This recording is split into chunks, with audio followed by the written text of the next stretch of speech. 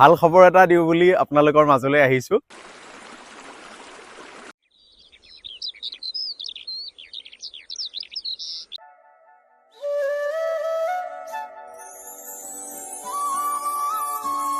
বহাগলৈ এটা ভাল খবৰ আছে।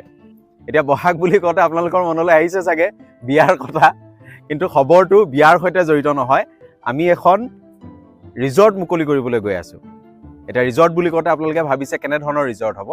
এই ৰিজৰ্টখন হ'ব এগ্ৰ' ৰিজৰ্ট চলি আছে। ইয়াতে এখন ৰেষ্টুৰেণ্ট হ'ব। এই ঘৰটো এতিয়াও সম্পূৰ্ণ হোৱা নাই। কিছুদিনৰ পাছত এই চাংঘৰটো দেখিবলৈ খুব ধুনীয়া হ'ব। আমাৰ এই ৰিজৰ্টখন হ'ব মৰিগাঁও জিলাৰ দন্দুৱা। জাগিৰোডৰ ফালৰ পৰা আহিলে আপোনালোকে মূল চহৰৰ পৰা 5 কিলোমিটাৰ পূবলৈ আহিব লাগিব। আৰু আপুনি যদি বাৰপুজীয়াৰ ফালৰ পৰা আহে তেনেহ'লে আপুনি প্ৰথমতেই মানে মৰিগাঁও মূল চহৰ পোৱাৰ আগতেই পাব। ইয়াত তাঁতশালৰ ইউনিট এটা হ'ব।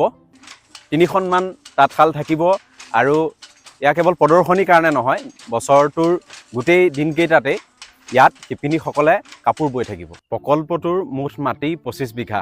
এই 25 বিঘাতে 3টা পুখুৰীও আছে। পুখুৰীৰ পাৰত থাকিবলৈ ভাল হ'ব। ধান থাকিব, মাকৈ থাকিব, শাক পাচলি থাকিব, গৰু ছাগলী, পুখুৰীৰ সকলোখিনিৰ ব্যৱস্থা আমাৰ এই ৰিজৰ্টখনতেই হ'ব।